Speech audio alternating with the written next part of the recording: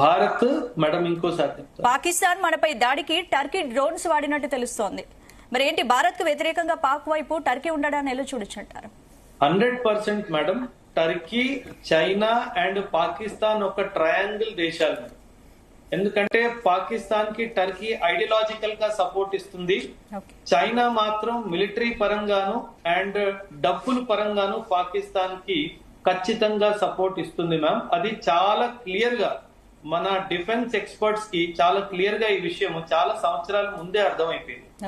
కాకపోతే ఒక విషయం గమనించాల్సింది ఏంటంటే చైనా పాకిస్తాన్ కి ఇచ్చిన ఎయిర్ డిఫెన్స్ సిస్టమ్స్ గానీ JF-17 ఫైటర్ ఎయిర్ క్రాఫ్ట్స్ కానీ పూర్తిగా విఫలం అయిపోయాయి. మరి చైనా రక్షణ వ్యవస్థ ఏమాత్రం పాకిస్తాన్ కి మరి పనికిరాకపోవడాన్ని ఎలా చూడొచ్చంటారు? అంటే మ్యామ్ అర్థం చేసుకోండి, China will not give best of it's technology to Pakistan. ఇది మనం చాలా జాగ్రత్తగా, ఇది చాలా సీరియస్ గా చూడాల్సిన విషయం మ్యామ్. ఎందుకంటే చైనా పాకిస్తాన్ కి ఒకవేళ నంబర్ 1 టెక్నాలజీ తన దగ్గర ఉన్నది చైనా పాకిస్తాన్ కి ఇచ్చింది అంటే చైనాకు ఒక విషయం చాలా క్లియర్ గా తెలుసు మ్యామ్. ఏంటంటే పాకిస్తాన్ అమెరికాకి కూడా దోస్త్ అన్న విషయం చైనాకి చాలా క్లియర్ గా తెలుసు.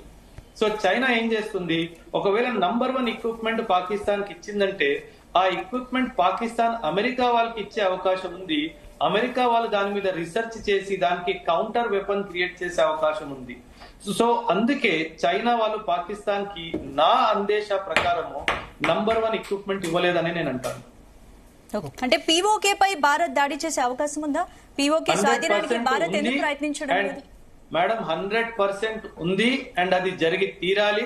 1947 నుంచి ఇది ఒక పెండింగ్ టాస్క్ లాగా మనకు అయిపోయింది. ఎందుకంటే పాకిస్తాన్ POK లో డెవలప్మెంట్ చేయట్లేదు మేడం.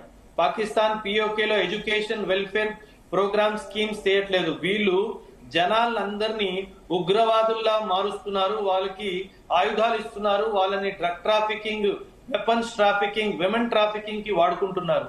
సో ఖచ్చితంగా POK ని మనం స్వాధీనం చేసుకునే టైం వచ్చేసింది. మనం POK ని స్వాధీనం చేసుకున్న తర్వాత అక్కడ ఉన్న ప్రజలు ఇండియాలో ఉంటామంటే ఉండొచ్చు, పాకిస్తాన్కి వెళ్ళిపోతామంటే వెళ్ళిపోవచ్చు. మనకు వాళ్ళని ఆపాల్సిన మనకు అవసరం కూడా లేదు.